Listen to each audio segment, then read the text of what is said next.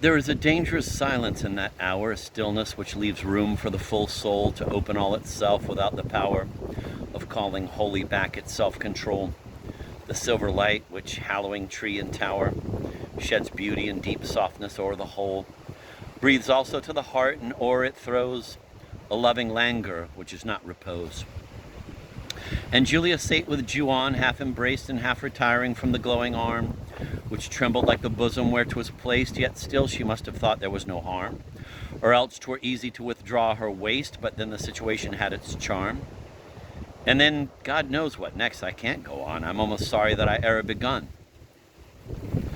Oh, Plato, Plato, you have paved the way with your confounded fantasies to more immoral conduct by the fancied sway your system feigns o'er the controlless core of human hearts, than all the long array of poets and romancers you abhor, a charlatan, a coxcomb, and have been, at best, no better than a go-between. And Julia's voice was lost except in sighs, until too late for useful conversation. The tears were gushing from her gentle eyes. I wish indeed they had not had occasion. But who, alas, can love and then be wise? Not that remorse did not oppose temptation. A little still she strove and much repented, and whispering, I will ne'er consent, consented. 'Tis said that Xerxes offered a reward to those who could invent him a new pleasure. Methinks the requisition's rather hard, and must have cost his majesty a treasure. For my part, I'm a moderate-minded bard, fond of a little love, which I call leisure. I care not for new pleasures, as the old are quite enough for me, so they but hold. Oh, pleasure, you are indeed a pleasant thing, although one must be damned for you, no doubt. I make a resolution every spring of reformation ere the year run out. But somehow this my vestal vow takes wing, yet still I trust it may be kept throughout. I'm very sorry, very much ashamed, and mean next winter to be quite reclaimed. Here my chaste muse a liberty must take. Start not, still chaster reader, she'll be nice hence. Forward, and there is no great cause to quake. This liberty is a poetic license which some irregularity may make in the design, as I have a high sense of Aristotle and the rules, 'tis fit to beg his pardon when I err a bit.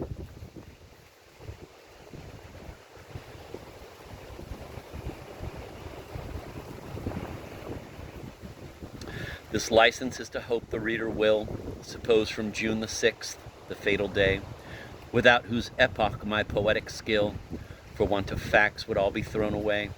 But keeping Julia and Don Juan still in sight, that several months have passed, will say. 'Twas in November, but I'm not so sure about the day. The air is more obscure. We'll talk of that anon. 'Tis sweet to hear, at midnight on the blue and moonlit deep, the song and oar of Adria's gondolier, by distance mellowed o'er the water's sweep. 'Tis sweet to see the evening star appear. 'Tis sweet to listen as the night winds creep. From leaf to leaf 'tis sweet to view on high the rainbow based on ocean span the sky.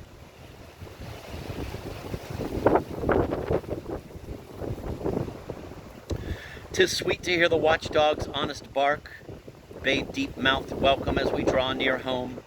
'Tis sweet to know there is an eye will mark our coming and look brighter when we come. 'Tis sweet to be awakened by the lark, or, lulled by falling waters, sweet the hum of bees, the voice of girls, the song of birds, the lisp of children, and their earliest words. Sweet is the vintage, when the showering grapes in bacchanal profusion reel to earth. Purple and gushing, sweet are our escapes from civic revelry to rural mirth.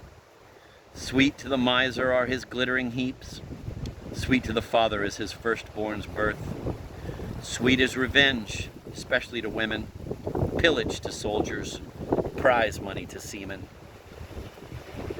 Sweet is a legacy in passing sweet, the unexpected death of some old lady or gentleman of 70 years complete, who've made us youth wait too long already for an estate or cash or country seat, still breaking but with stamina so steady that all the Israelites are fit to mob its next owner for their double-damned post-obits. 'Tis sweet to win, no matter how, one's laurels, by blood or ink. 'Tis sweet to put an end to strife. 'Tis sometimes sweet to have our quarrels, particularly with a tiresome friend. Sweet as old wine in bottles, ale in barrels. Dear is the helpless creature we defend against the world, and dear the schoolboy spot we ne'er forget, though there we are forgot. But sweeter still than this, than these, than all is first in passionate love. It stands alone like Adam's recollection of his fall.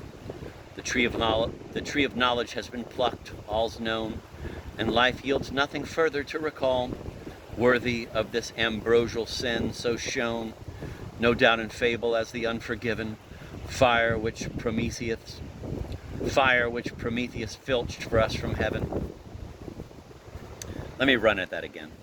But sweeter still than this, than these, than all, is first in passionate love. It stands alone, like Adam's recollection of his fall.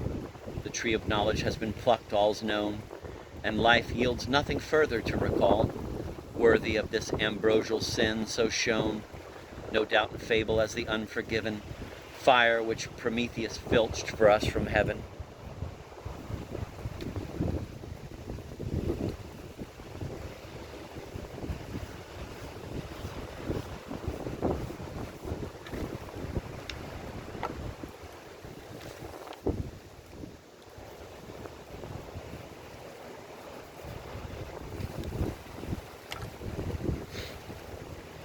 Man's a strange animal and makes strange use of his own nature and the various arts, and likes particularly to produce some new experiment to show his parts. This is the age of oddities let loose, where different talents find their different marts. You'd best begin with truth, and when you've lost your labor, there's a sure market for imposture. What opposite discoveries we have seen! Signs of true genius and of empty pockets.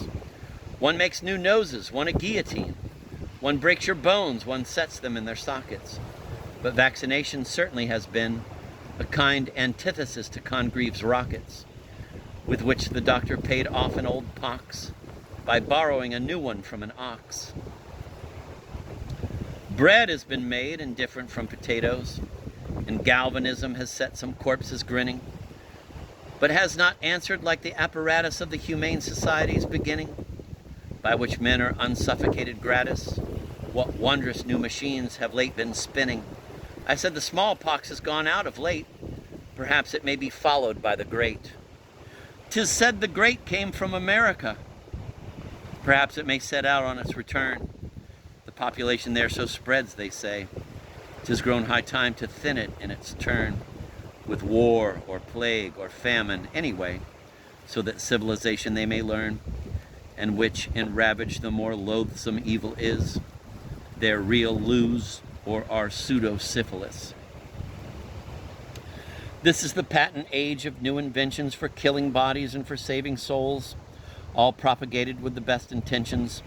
Sir Humphrey Davy's lantern, by which coals are safely mined, for in the mode he mentions, Tombuctoo travels, voyages to the poles, are ways to benefit mankind as true, perhaps as shooting them at Waterloo.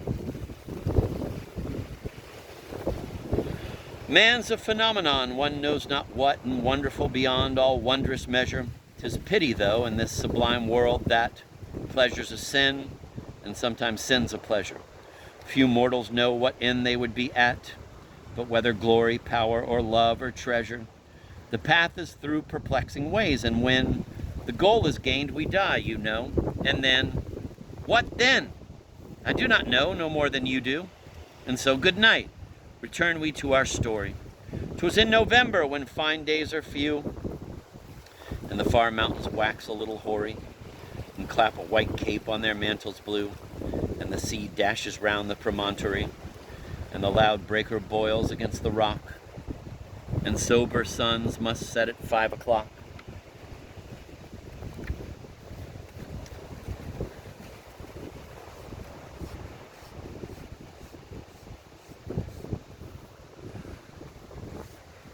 "'Twas, as the watchmen say, a cloudy night. No moon, no stars, the wind was low or loud. by gusts, and many a sparkling hearth was bright with the piled wood round which the family crowd. There's something cheerful in that sort of light, even as a summer skies without a cloud. I'm fond of fire and crickets and all that, a lobster salad and champagne and chat. 'Twas midnight. Donna Julia was in bed, sleeping most probably, when at her door arose a clatter might awake the dead if they had never been awoke before, and that they have been so we all have read, and are to be so at the least once more. The door was fastened, but with voice and fist. First knocks were heard, then, "Madam, madam, hist!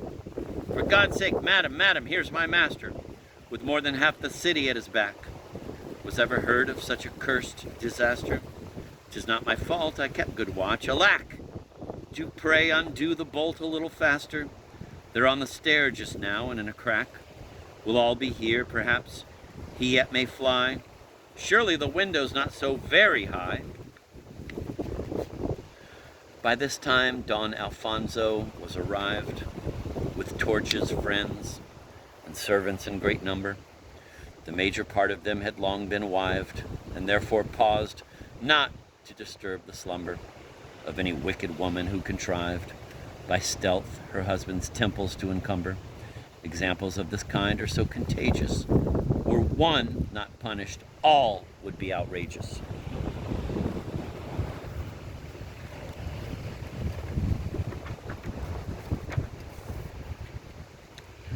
I can't tell how or why or what suspicion could enter into Don Alfonso's head, but for a cavalier of his condition it surely was exceedingly ill-bred, without a word of previous admonition, to hold a levee round his lady's bed, and summon lackeys armed with fire and sword, to prove himself the thing he most abhorred.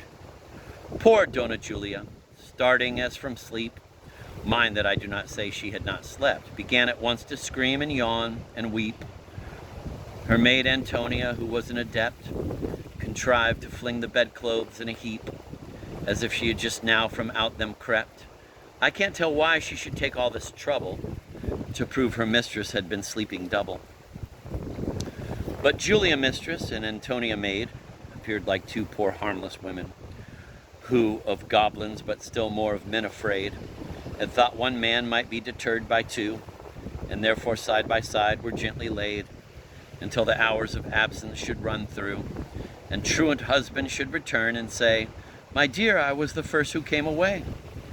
Now Julia found at length a voice and cried, "In heaven's name, Don Alfonso, what d'ye mean? Has madness seized you? Would that I had died, ere such a monster's victim I had been. What may this midnight violence betide? A sudden fit of drunkenness or spleen? Dare you suspect me whom the thought would kill? Search, then, the room." Alfonso said, "I will." He searched, they searched, and rummaged everywhere, closet and clothes, press, chest, and window seat, and found much linen, lace, and several pair of stockings, slippers, brushes, combs, complete with other articles of ladies' fare, to keep them beautiful or leave them neat. Arras they pricked, and curtains with their swords, and wounded several shutters and some boards. Under the bed they searched, and there they found, no matter what, it was not what they sought. They opened windows, gazing if the ground had signs or footmarks, but the earth said naught. And then they stared each other's faces round.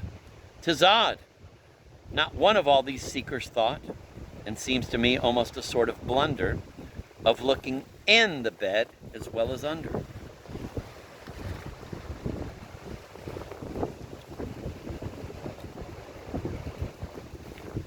During this inquisition, Julia's tongue was not asleep. "Yes, search and search," she cried. "Insult on insult heap, and wrong on wrong. It was for this that I became a bride. For this in silence I have suffered long, a husband like Alfonso at my side. But now I'll bear no more, nor here remain, if there be law or lawyers in all Spain. Yes, Don Alfonso, husband now no more, if ever you indeed deserve the name. Is't worthy of your years you have 60, 50, or 60, it is all the same. Is't wise or fitting, causeless to explore, for facts against a virtuous woman's fame? Ungrateful, perjured, barbarous Don Alfonso, how dare you think your lady would go on so? Is it for this I have disdained to hold the common privileges of my sex, that I have chosen a confessor so old and deaf that any other it would vex? And never once he has had cause to scold, but found my very innocence perplex. So much he always doubted I was married. How sorry you will be when I've miscarried. Was it for this that no cortejo e'er I yet have chosen from out the youth of Seville? Is it for this I scarce went anywhere, except to bullfights, mass, play, rout, and revel? Is it for this, whatever my suitors were, I favored none, nay, was almost uncivil? Is it for this that General Count O'Reilly, who took Algiers, declares I used him vilely? Did not the Italian Musico Casani sing at my heart 6 months at least in vain? Did not his countryman, Count Carignani, call me the only virtuous wife in Spain? Were there not also Russians, English, many? To Count Strong Stroganoff I put in pain, and Lord Mount Coffeehouse, the Irish peer, who killed himself for love with wine last year.